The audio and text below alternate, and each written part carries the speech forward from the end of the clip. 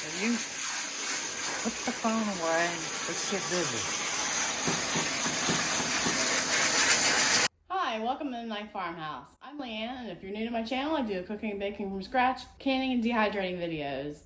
And today, I'm going to bring you along as I can carrots from my garden using Forjars lids. I'm going to be trying them out, and so far, I tried them on pint-sized carrots, and I had 100% seal, which is great because for the last couple months, I've been getting fails from my ball lids. Not good, because I've been canning for a long time, and I used to never have a fail in a whole year. I've had 5 fails with ball lids in the last 5 months. So, what does that tell you? So, Forjars was nice enough to send me some lids, and we're going to test them out together. Let's get started, shall we? When you're canning, you always want to clean all your surfaces and your sinks and your tables and everything, just because you just don't want it to risk any foodborne illnesses or anything getting in your food, because you want to protect yourself.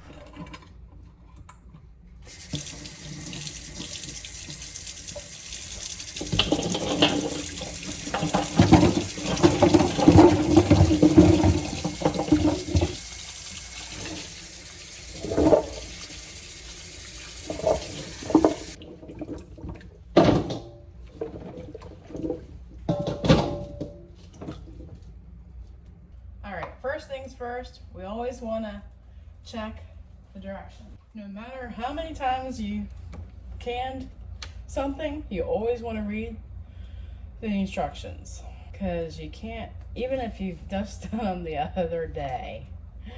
Alright, in the Presto manual, carrots, if you raw pack them, you need to pack tight into hot mason jars, leaving 1 inch headspace. The manual says wash thoroughly, scrape young tender carrots. Carrots may be left whole, sliced, or diced.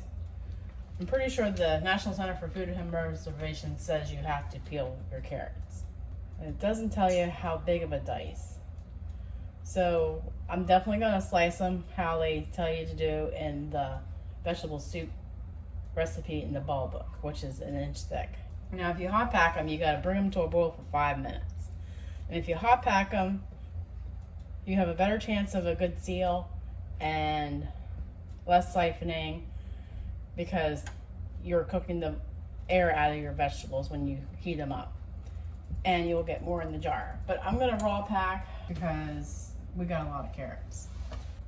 I know you can add salt, but I'm not going to, just because the last time I added salt, I added 3 times by accident because I didn't read my instructions. So, yeah. And you want a good sharp knife. I can't stress that enough. I went 3/4 of my life not knowing what a sharp knife does. And now I am in love.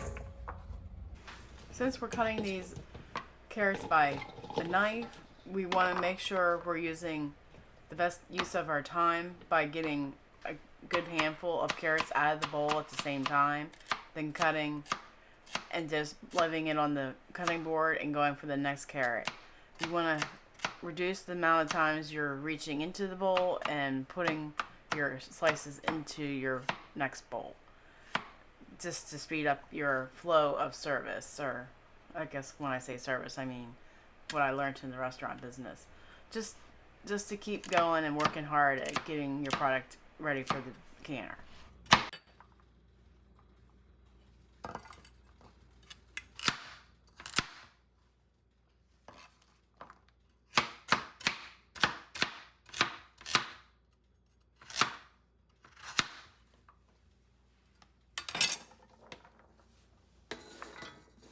Not all your carrots are going to be perfect. They're going to have imperfections that need to be kept out of the jar. The carrot on the far left, that had a bitter taste to it. And we're not going to have anything in our jar that has a bug hole in it. And any other discoloration, you just want to get rid of that. You want to taste your product to make sure it is what you want coming out of your jar when you put it in. It is not going to taste any different. We are now officially ready to start processing. We got our carrots cut up, we got our water boiling on the stove, and we need to get our lids ready. We need to wash our lids and place them in a pan to bring to a boil to help achieve that vacuum seal. I find it the easiest way to keep your hot jars hot is just to keep them in the sink with hot soapy water right before you are about to fill up your jars. It's dangerous to keep them in the oven because your jars are not meant for dry heat. They will crack and break, and you don't want to break your jars. And dishwashers, they don't maintain that heat in your jars that you would like. So it's just better just to keep them in the sink with hot water. And it's so important to wash your lids just because you just don't know where they're from. And if they're touching your food, you want to make sure they're clean. We got our boiling water, our hot Forjar lids. We got our washed Forjar vans. Got our hot jars, our carrots, our debubbler, our ladle, and our magic wand to pick up our lids. Alright, you want to fill up your jars and tap them down to get them to settle so you can put more in, because you want to pack those jars tight with your product. Ladle hot boiling water into your jars. Debubble to knock out any air pockets that might be inside. Then you want to remeasure your headspace and put more water in as necessary. Add salt if desired. Wipe your rims, put your lids on, and your bands. Fingertip tight.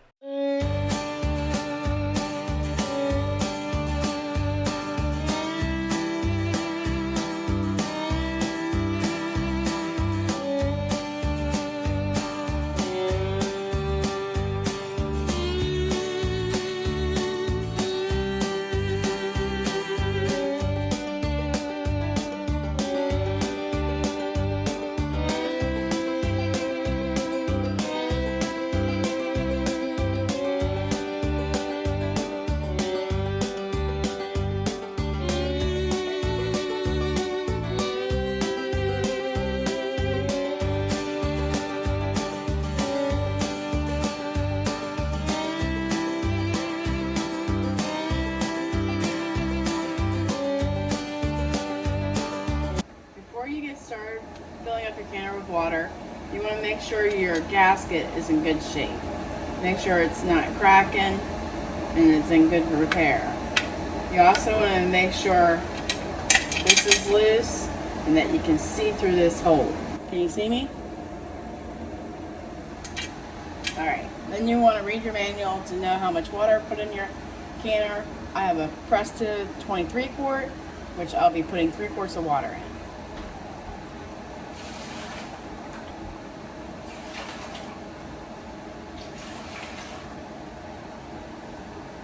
Alright, we got our jars in the canner with our 3 quarts of water. Now, if you have a Presto, you see this arrow? I'm going to show you how to put the lid on if you don't know how to do that. I was scared to death my first couple times. Alright, see this notch here? That means it needs to line up. When you put the lid on, this arrow has to line up with this arrow when you put the lid on first. Then you want to just twist that way and it'll lock into place. This lid will not come off at all during the process while it's above pressure. And this will come off first. This will release steam. It will not blow up in your kitchen. Pressure canning is very safe. Now that we have the lid on, we're going to turn our heat on to medium high. Now that we have a steady stream of steam coming out of the canner, we're going to wait 10 minutes, then we'll put our weight on.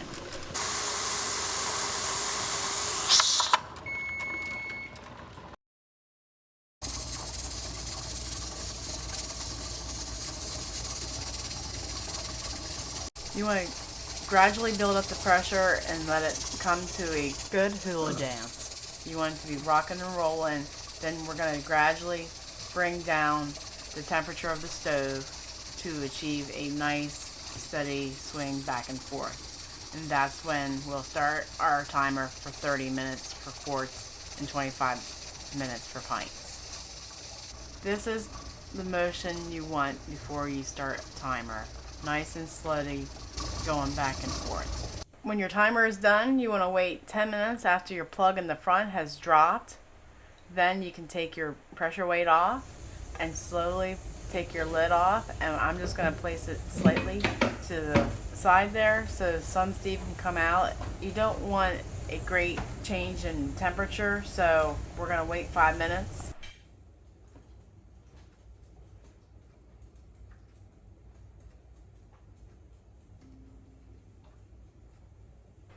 I tell you right now, they take forever to seal. I tried to record it sealing, and it was over 5 minutes according to my phone. And I had to leave to move the combine home from grain harvest, so I couldn't just stand there and watch it as much as I wanted to. But look how much water is in my jars. I've never achieved that with ball jars and lids. All right, it is the next day, and check out these beautiful carrots. All 14 jars sealed, and this is the only jar that had any siphoning. And usually with ball lids, I have more siphoning than this in every jar, and this is the only jar out of 14 that had any major siphoning. So I'm very impressed at how well these jars did. Forjars was nice enough to give me a coupon code for 10% off your next order. Use Mennonite 10 in your checkout and receive 10% off your order. I am very pleased with mine. So look forward to more canning videos using Forjar lids. I just wanted to show you the 33 pints that I did before I did this video. And look, no siphoning. It just blows my mind. And the seal, it sounds like you're canning in the 80s. That suction sound is like my childhood right there. It just brought back so many memories. So check out Forjar lids. God gave you a great day. Now go do something great with it.